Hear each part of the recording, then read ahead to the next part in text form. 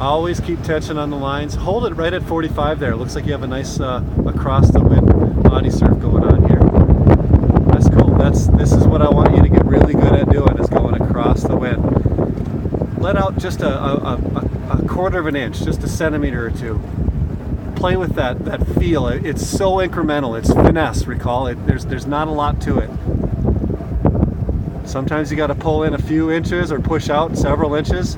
Sometimes it's just playing with centimeters. Ooh, I'm seeing some decent wind here too. So let's say you fell off your board. This is the procedure you would do to try and help get back to your board. You can also, you don't have to do it right now. Actually, I don't want you to. I want you to concentrate on keeping the kite in the air at that angle. But you can depower your kite slightly. So pull in on your trim line a little bit, and then that actually makes the kite fly better across the edge of the wind window. Push out and counter steer. Push out, push, push, push. Yep. Let's go to the right here. Do the same thing off to the right, okay? Does it make sense why I'm asking you to do this?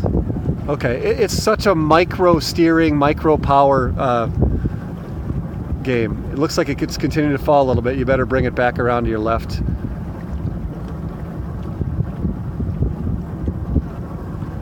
There you go. And you could spin your bar if you wanted to, as long as your kite's under control. Just spin it 360 degrees to try to make sure the red ends up on your left. Beautiful. I only suggest doing that once you have the kite under control. Some people try to sort that out while they're flying, and it just doesn't work until you get familiar with it. But as long as red's on your left, you can always have twists in your line. It doesn't matter for this kite.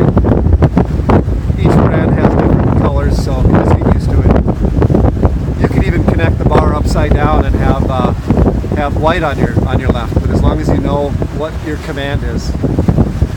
You can look up into the face of the wave. You're doing about a 3 to 5 degree upwind body surf right now. You're going, yep, 3 to 5 degrees up into the wind.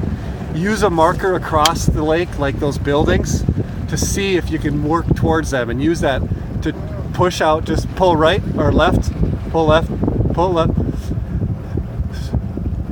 All right, so you're pulling in on the bar, just push out. Yep. Wind came up. Yeah, oh yeah, no doubt. Not very far, but far enough. yeah.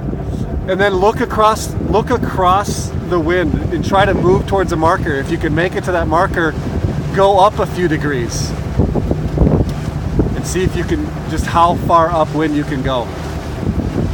This is brilliant. I'm so happy you're able to get this across the wind body surf. Even though you're doing it right now, it's elusive, and the cost of this class is worth getting this skill set right here.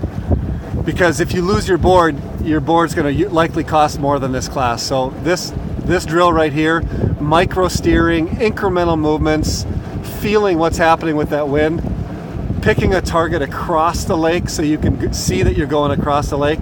If you can't see a target, look up into the wave. You should be cutting slightly up into the wave.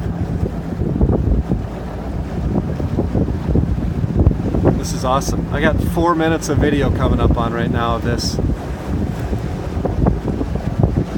So are you picking a target across the lake, like that red house, that opening?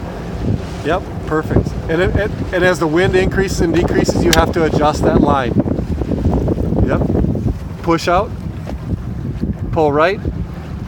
Nice save. So now you just have to readjust your line, right? Woohoo! That's good.